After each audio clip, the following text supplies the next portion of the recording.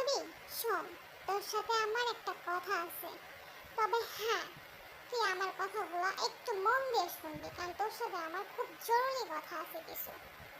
মন দিয়ে কিন্তু শুনবি, এদিক সেদিক কান দিবি না, বুঝছস? আমি যা করবো তুই মন দিয়ে আমার কথাগুলো শুনবি, কয়ে দিলাম আমি। বুঝছস কি কইছি? আর একটু চুপচাপ করে বস।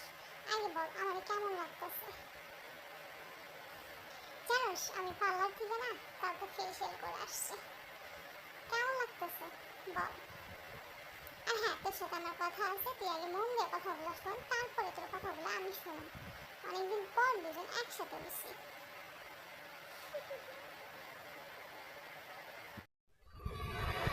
শুনতেছি শুনতেছি বান্ধবী, তার আগে আমার সাদা মনে একখানা প্রশ্ন আছে। মার্শাল্লাহ, তো চেহারা অনেক সুন্দর, গ্লেজ দিতেছে। বয়ফ্রেন্ডের টাকা ফেসিয়াল করবি না স্বামীর টাকা ফেসিয়াল করবি, ওইটা পরে শুনবি। বান্ধবী, একখানা নতুন হিজাব কিনছি, খাসা তাই না? কেমন লাগতেছে ক? আর হ্যাঁ হ্যাঁ বান্ধবী, আমার সাদা মনে একখানা প্রশ্ন, যেটা কইতে গিয়ে এতগুলা কথা কইলাম।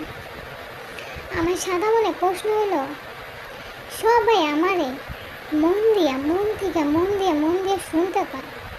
এখন আমি যদি মন দিয়ে শুনি, তাহলে আল্লাহ আমারে দুইখানা কান দিছে, এই কান দুটা দিয়ে আমি কি করবো? একটা আমারে কবি।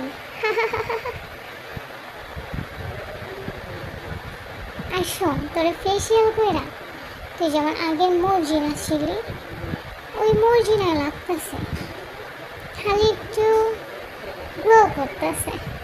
আসলে স্বামী আর বয়ফ্রেন্ডের টাকা তো, তাই আর কি।